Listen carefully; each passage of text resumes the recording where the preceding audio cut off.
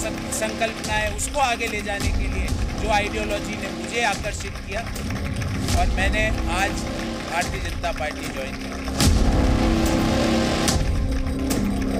धर्म के मामले में आप चुप्पी साध लो, जो गालियां दे रहे हैं सनातन को आप चुप्पी साध लेते हो और इसको मानने समझने के लिए कांग्रेस पार्टी तैयार है। कांग्रेस में इन दिनों सियासी पतझड़ का मौसम चल रहा है। एक तरफ लोकसभा चुनाव का पहला चरण पास आता जा रहा है, वहीं दूसरी तरफ पार्टी के पुराने नेता एक एक कर हाथ से दूर होते जा रहे हैं। आरोप कांग्रेस आला कमान पर लग रहे हैं, पार्टी की नीतियों पर लग रहे हैं और सबसे बड़े आरोप कांग्रेस के सनातन विरोधी विचारों पर लग रहे हैं। आज कांग्रेस के कद्दावर नेता गौरव वल्लभ ने पार्टी अध्यक्ष मल्लिकार्जुन खड़गे को अपना इस्तीफा भेज दिया। गौरव वल्लभ ने सोशल मीडिया एक्स पर इस्तीफे का स्क्रीनशॉट शेयर किया, जिसमें पार्टी छोड़ने के पीछे कई वजहों का जिक्र है। उन्होंने कहा कि पार्टी में नए आइडिया की कद्र नहीं है, जमीनी कार्यकर्ताओं से पार्टी दूर है, पार्टी का स्टैंड सनातन विरोधी है और कांग्रेस वेल्थ क्रिएटर्स को नीचा दिखाती है। इतना ही नहीं, गौरव वल्लभ ने बीजेपी ज्वाइन करने के बाद सीधे शब्दों में कहा धर्म एवं हतोहन कि वो हमेशा से चाहते थे कि राम मंदिर बने, लेकिन राम मंदिर को लेकर कांग्रेस के स्टैंड ने उन्हें परेशान कर दिया और आखिरकार उन्हें पार्टी छोड़ने का फैसला लेना पड़ा। मेरा दृष्टिकोण शुरू से यह रहा है कि भगवान श्री राम का मंदिर बने, न्योता मिले और हम न्योते को कांग्रेस पार्टी लिख के भेजे कि हम नहीं जाएंगे, मैं इसे स्वीकार नहीं कर सकता। सिर्फ गौरव वल्लभ ही नहीं, पिछले 24 घंटे में कांग्रेस से 3 बड़े चेहरे गायब हो गए।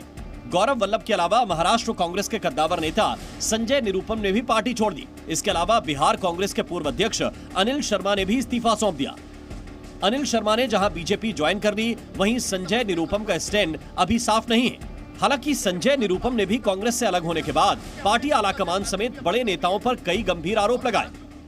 संजय निरुपम ने कहा कि कांग्रेस में 5 पावर सेंटर हैं जो आपस में ही लड़ते हैं। कांग्रेस वैचारिक तौर पर दिशाहीन हो गई है और जमीनी स्तर पर कांग्रेस की पकड़ नहीं रही।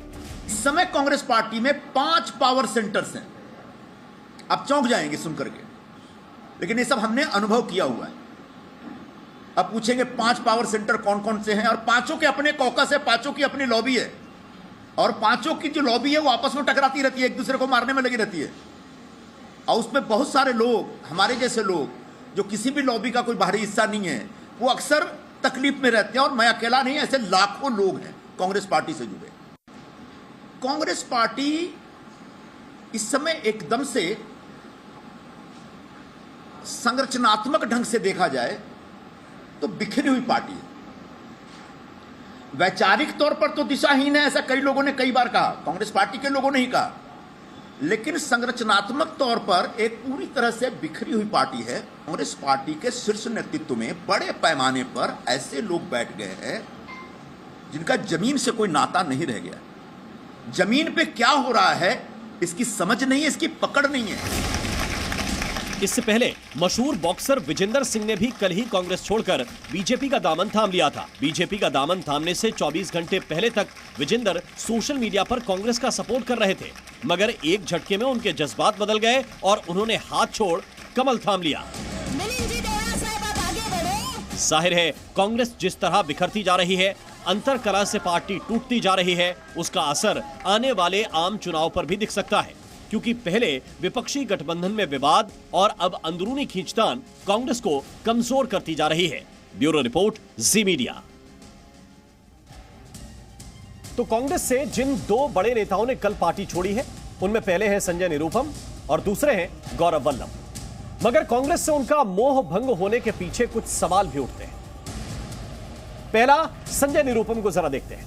संजय निरुपम को चुनाव के वक्त ही यह खोट क्यों दिखी? क्योंकि अभी तक वो मोदी सरकार को भर भर कर गालियां दे रहे थे, लेकिन चुनाव के वक्त उनको खोट दिखी अपनी पार्टी। क्या इसके पीछे टिकट है कि उनको टिकट नहीं मिला तो फिर बगावत कर दी, उनकी सीट से शिवसेना का टिकट डिक्लेयर हो गया तो फिर बगावत कर दीजिए क्योंकि आपको टिकट नहीं मिली। तीसरी बात यह कि क्या राम के नाम से सियासी आसरा मिल जाएगा? क्या चुनाव से पहले वो जो पलट गए हैं उन्होंने अपने बयान क्यों पलटे, इसका जवाब तो वो ही देंगे। लेकिन संजय निरुपम अब जाएंगे कहां, अगला पड़ाव कहां होगा और क्या राम के नाम से उनको सियासी आसरा मिल जाएगा, यह बड़ा सवाल है। एक और चेहरा देखिए, नाम है गौरव वल्लभ। और गौरव वल्लभ अचानक इनकी अंतरात्मा की आवाज जाग गई। ये आत्मा अचानक क्यों जाग गई, इसके पीछे भी आपको राजनीति समझनी पड़ेगी। गौरव को अचानक सनातन की याद क्यों आ गई? क्योंकि इससे पहले जब राम मंदिर को लेकर इनसे प्रश्न पूछे जाते थे तो ये बीजेपी को सांप्रदायिक और कम्युनल बताते थे, लेकिन अचानक इनको सनातन की याद आई और बीजेपी के मंच पर पहुंच गए। 2019 और 2023 में हारे, क्या इसलिए अब बीजेपी के सहारे और इसी के सहारे वो अपनी जीत ढूंढने की कोशिश कर रहे हैं? क्या इसके पीछे की राजनीति है?